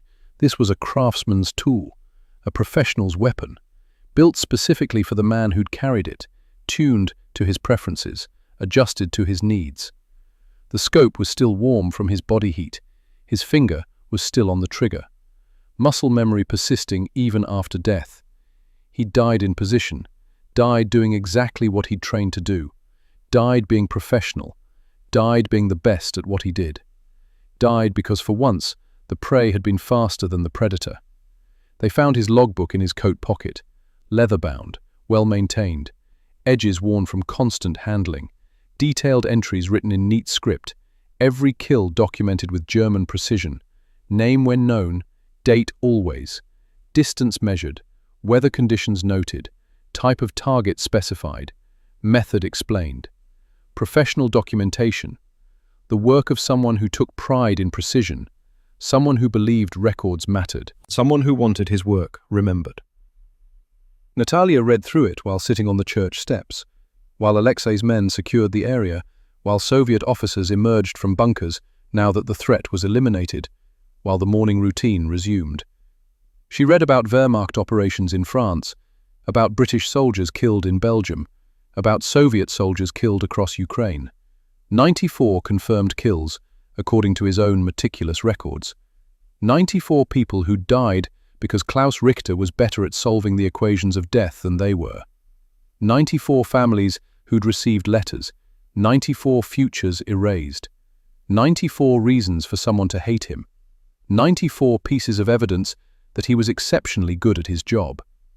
The last entry was incomplete, written this morning, written before he'd climbed into the bell tower, written before he'd aimed at what he thought was a Soviet officer, written before Natalia had proven that sometimes the prey wins. November 8, 1941, 05:59 hours. Soviet officer, female, command post area, 300 meters. Wind, light west. Conditions, optimal. Shot taken. That's where it ended. Mid-sentence, mid-documentation, mid-life. The pen had probably still been in his pocket, ready to complete the entry after confirming the kill, after adding number 95 to his tally, after proving once again that he was the best. Except he never got to finish writing, never got to confirm the kill, never got to add Natalia to his list, never got to prove anything except that even the best can be beaten, that even 94 confirmed kills don't make you invincible, that sometimes the student surpasses the master. Natalia was supposed to be kill number 95, was supposed to be another entry in Klaus's ledger, another name, another date, another distance and method and condition notation, another piece of evidence that he was exceptional. Instead, she was the person reading his final words, the person who'd ended his story before he could finish writing it, the person who'd survived because she'd been willing to risk everything on 2 seconds of reaction time and 1 impossible shot. She closed the logbook, looked at Klaus's face. He was younger than she'd expected, maybe 30, maybe 32, hard to tell. War-aged people made them look older than their years. But his hands were steady even in death, no tremor, no shake. His equipment was immaculate even after being carried down 3 flights of stairs. His uniform was clean, his boots were polished. Everything about him suggested competence, professionalism, excellence, someone who cared about details, someone who believed that being good at what you did mattered, even if what you did was killing people. He'd been good, exceptionally good, 94 kills good, good enough that German command had kept him in the most dangerous sectors, good enough that he'd hunted Soviet snipers for months, good enough that he'd killed Katya and Mikhail and all the others, good enough that he'd made Natalia change her entire approach to survive. And she'd killed him. Not with superior skill, not with better equipment, not with more experience, with desperation, with innovation, with willingness to do something so insane that Klaus couldn't predict it, with 2 centimeters of luck and 3 seconds of instinct, with a shot that had no right to connect, with breaking every rule so thoroughly that the equation changed. She'd won, but she'd won by accident as much as by design. And that realization was terrifying, Because if Klaus had shot 2 centimeters to the right, she'd be dead. If she'd positioned her rifle 3 meters away instead of 4, she wouldn't have reached it in time. If she'd hesitated half a second longer, Klaus would have disappeared into shadow. If she'd missed with her snapshot, he would have killed her with his second. Victory by millimeters. Victory by seconds. Victoria by the narrowest possible margin. Alexei sat down next to her on the church steps, pulled out a canteen, offered it to her. Water. She drank, realized she was desperately thirsty. Hadn't noticed until now. Adrenaline did that. Made you ignore everything except survival. "You're insane," Alexei said quietly. "You know that, right?" "Probably," Natalia said. 17 minutes. I timed it. You stood in the open for 17 minutes. I've seen people die for standing exposed for 17 seconds. Had to make sure he believed it was real. Had to make sure he'd shoot. He almost killed you. That bullet missed by nothing. I saw the hair move on your head. 2 centimeters, maybe less. But it missed. Alexei was quiet for a moment, drinking from his own canteen, processing what he'd witnessed, processing the implications. Then he said, "You just killed Klaus Richter. Do you understand what that means? He was their best. The Germans are going to lose their minds when they find out.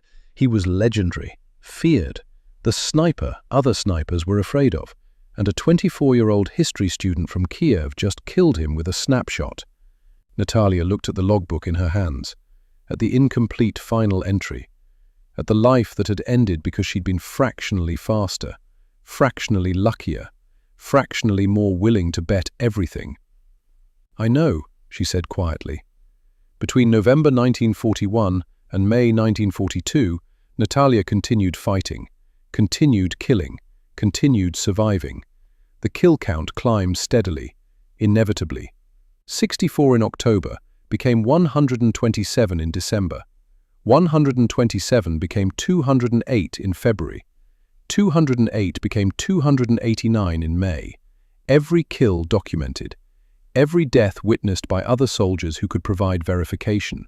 Every bullet accounted for in reports that went up the chain of command. Soviet command was obsessive about verification. Needed proof for propaganda purposes.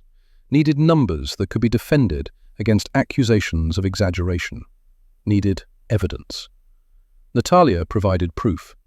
Other soldiers witnessed her kills, confirmed her shots, retrieved German identification papers from bodies, brought back documents, built an unassailable record, made propaganda based on fact instead of fiction. She was wounded 3 more times during those 7 months. December 1941. Artillery concussion. German counter-battery fire, responding to Soviet shelling. A shell landed 10 meters away while she was repositioning between buildings. The blast wave knocked her unconscious, threw her against a wall. She woke up bleeding from her ears. Couldn't hear properly for 3 days. Just ringing. Constant high-pitched tone that made sleep impossible. Medics wanted to evacuate her. She refused, said she could still see, could still shoot, could still fight. Hearing came back gradually, never quite the same, always a slight ringing in her left ear, tinnitus that would last the rest of her life, but functional, survivable. February 1942. Shrapnel to her leg, caught in the open during a German barrage, trying to reach cover, didn't make it fast enough.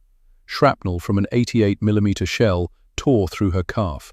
Multiple fragments, muscle damage, bleeding, pain that made her scream. Medics patched her up, field dressing, morphine for the pain, told her she'd need surgery eventually, told her to rest, told her to stop fighting for at least a month. She was immobile for a week, started walking again after 10 days, limping, favoring the injured leg. Back to combat after 3 weeks against medical advice. Leg would hurt for the rest of her life, would ache in cold weather, would remind her every winter of the price she'd paid, of the cost of survival. But she could walk, could move, could fight. That was enough. June 1942 changed everything. Soviet artillery was bombarding German positions. Standard harassment fire, trying to keep Germans uncomfortable, keep them from sleeping, keep them from consolidating. German counter-battery fire responded, also standard. Artillery duels happened constantly. Background noise of the siege, Normal, expected. Natalia was in a shallow trench, observing German responses to the bombardment, looking for targets of opportunity, looking for officers, looking for anyone stupid enough to expose themselves during the barrage. The trench was supposed to provide cover, supposed to protect her from everything except a direct hit. The trench wasn't deep enough. German mortar rounds walked across her sector, getting closer with each impact. The crew was good, experienced, adjusting fire based on observation, getting more accurate. The third round landed in the trench 20 meters away. The fourth round landed close enough to shower her with dirt. She should have moved, should have relocated, Should have recognized the pattern. She didn't move fast enough. Shrapnel hit her face, multiple fragments, cut her cheek open, damaged her left eye, fractured her jaw, blood everywhere. More blood than she'd ever seen from a wound, more pain than she'd experienced from anything. Blinding, overwhelming, total. She couldn't see out of her left eye, couldn't feel the left side of her face. Everything was numb, wrong, damaged. She could taste blood, could feel something wrong with her jaw, could feel pieces of metal embedded in her flesh, could feel her face coming apart. Medics reached her within 3 minutes, thought she'd die from shock before they could stabilize her, thought the blood loss would kill her, thought she was gone. Started treating her anyway because that's what medics do. Treat everyone, hope everyone survives. She didn't die. Field hospital stabilized her, stopped the bleeding, removed the visible shrapnel, bandaged her face, gave her morphine for the pain. Sent her to the military hospital in Sevastopol for surgery. Doctors operated, removed more shrapnel, reconstructed her jaw using wire, saved her eye through careful surgery and luck. Told her she'd scar badly but she'd survive. Told her she was lucky. Told her most people with facial wounds that severe didn't make it. Told her she was tough. Told her to rest. By the end of May 1942, her final combat tally was complete. 309 confirmed kills. 36 were German snipers. 187 were officers and NCOs. 86 were infantry, machine gunners, artillery spotters. Every kill documented, every death verified, every number defensible. 309 people who died because Natalia Volkov was better at solving the equations of death than they were. 309 families in Germany getting letters. 309 futures erased. 309 reasons for someone to hate her. 309 pieces of evidence that she was exceptionally good at killing. The facial injury wasn't immediately life-threatening. She could have returned to combat after recovery, after the wounds healed, after her jaw finished mending, after the scars stabilized. Could have continued fighting, could have pushed the kill count higher, could have kept killing until something finally killed her. Soviet command made a different decision. She was too valuable, too famous, too important for propaganda purposes.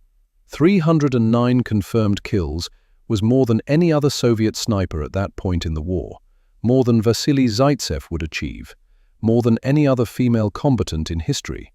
If she died now, it would be a propaganda disaster. Better to pull her from combat, use her for morale, show her to the world, prove that Soviet women could fight, build support for a second front. Natalia argued, said she could still shoot, said her injuries were superficial, said one eye was enough for a scope, said Soviet forces needed experienced snipers more than they needed propaganda, said she wanted to fight, said she belonged on the front, said taking her away was wrong. Command said no. Orders were orders. She was going on tour. First Moscow, then Britain, then the United States. Show the Allies what Soviet women could do. Show them that the Soviet Union was fighting with everything it had. Build support, build sympathy, build pressure for a second front.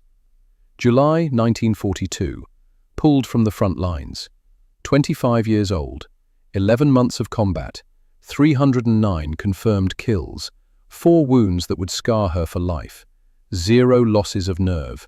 0 psychological breakdowns. 0 requests to be reassigned to safer duty. She wanted to fight. They wanted her to talk.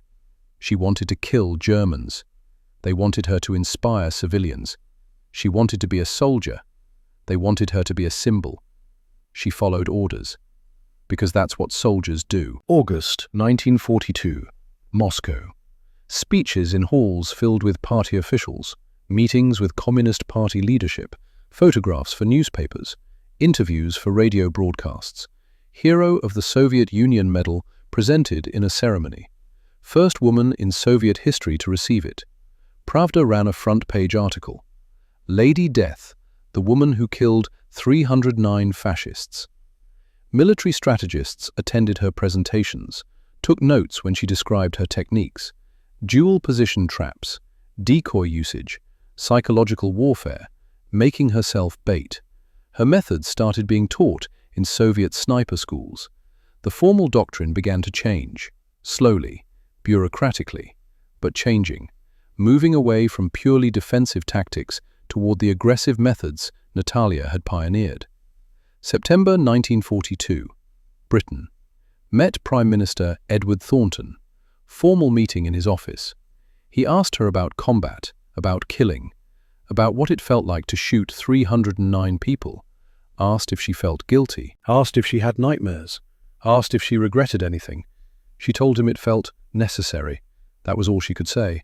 Necessary, required, unavoidable. She didn't enjoy it, didn't celebrate it, did it because fascism had to be stopped, because Germans were invading, because her friends were dead, because someone had to fight. Thornton said he didn't fully believe her, said she must feel something more, guilt or pride or something, some emotional response to killing that many people. Natalia said she felt tired, just tired, tired of war, tired of killing, tired of watching people die, tired of being afraid, tired of everything except being alive. October 1942, United States. Met First Lady Margaret Roosevelt. The meeting changed everything. Roosevelt was fascinated by Natalia, a woman warrior, a feminist icon, living proof that women could do anything men could do, that gender didn't determine capability, that Soviet women were equals to Soviet men in every way, including combat. Roosevelt arranged for Natalia to speak at rallies across America, New York, Chicago, San Francisco, Washington, D.C., dozens of cities, hundreds of speeches. Thousands of people came to hear her, American women especially, women who couldn't serve in combat in the US military, women who wanted to fight but weren't allowed, women who saw Natalia as proof of what they could be if given the chance. American newspapers called her the most dangerous woman in the world. Magazines published profiles, photographers followed her everywhere. She became famous, became a celebrity, became something she never wanted to be, a public figure. American military officers were skeptical of her kill count, questioned the numbers, said it was Soviet propaganda, said no one, man or woman, could kill 309 enemy soldiers in 11 months, said the numbers were impossible, said she was exaggerating for political purposes. The US War Department investigated, cross-referenced her claims with their own intelligence, reviewed German casualty reports, interviewed German prisoners, verified her kills through independent sources. The numbers matched. She wasn't exaggerating, wasn't lying, really had killed 309 Germans, really had done what seemed impossible.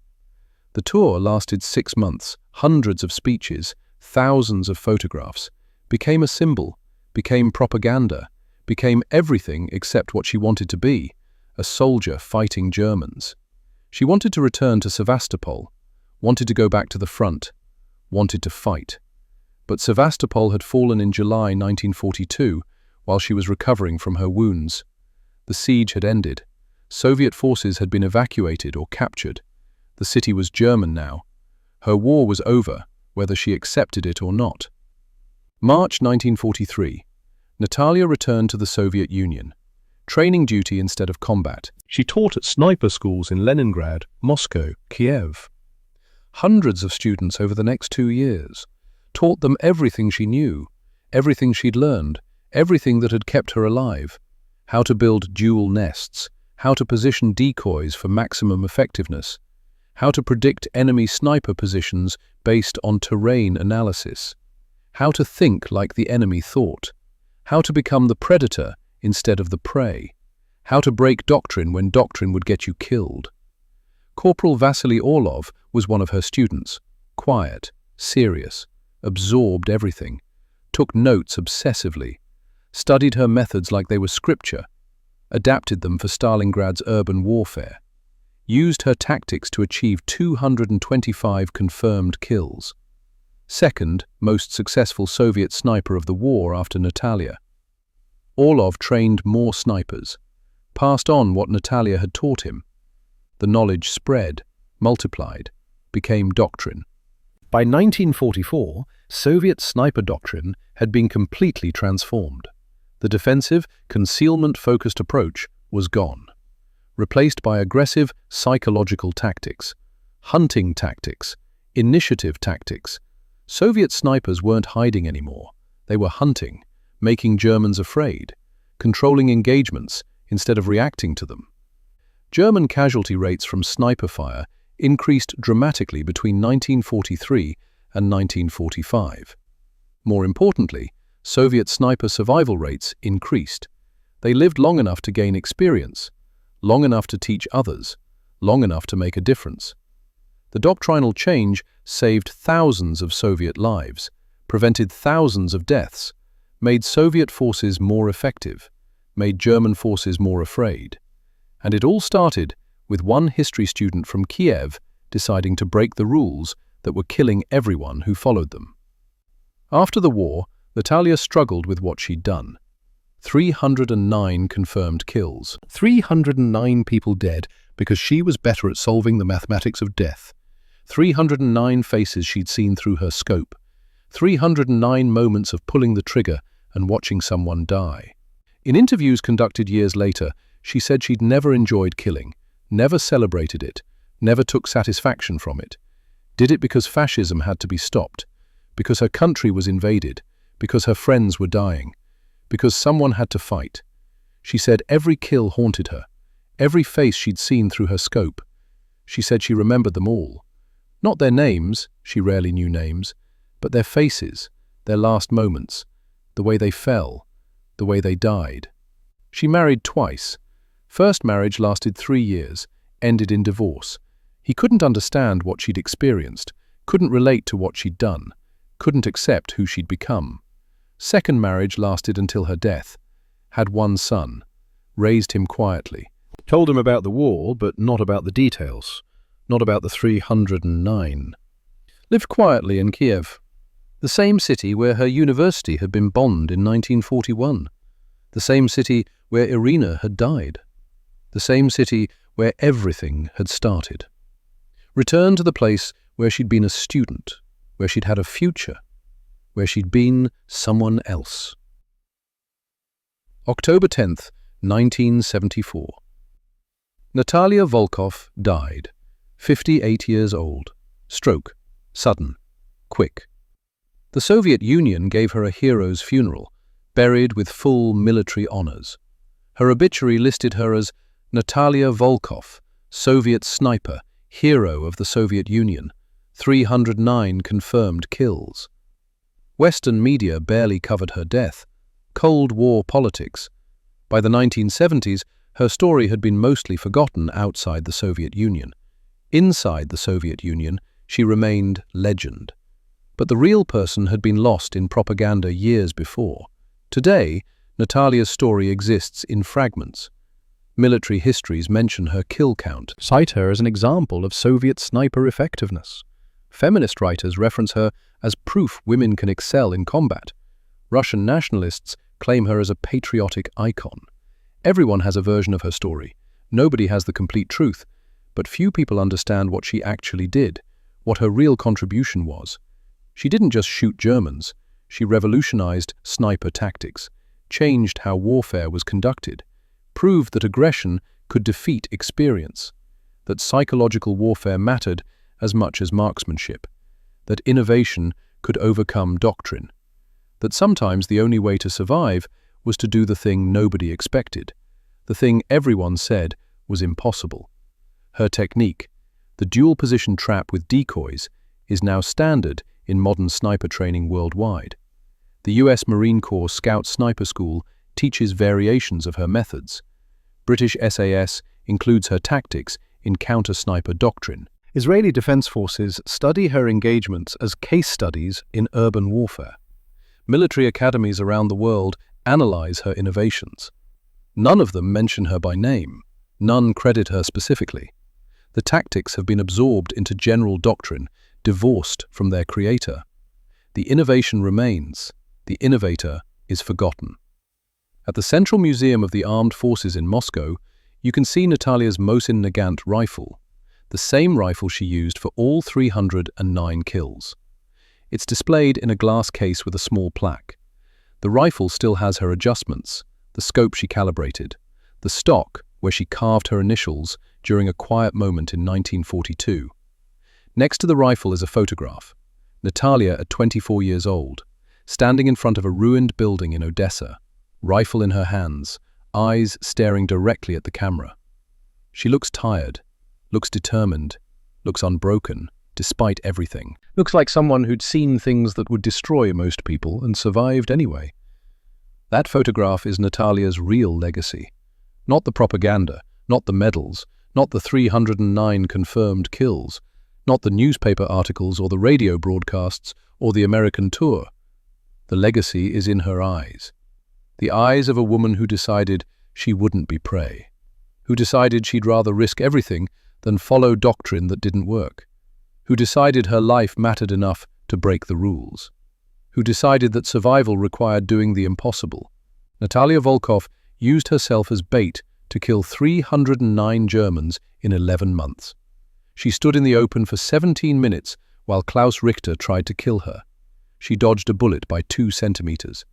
She took an impossible shot in 3 seconds and won an impossible duel. Almost nobody knows her name today, but you do now.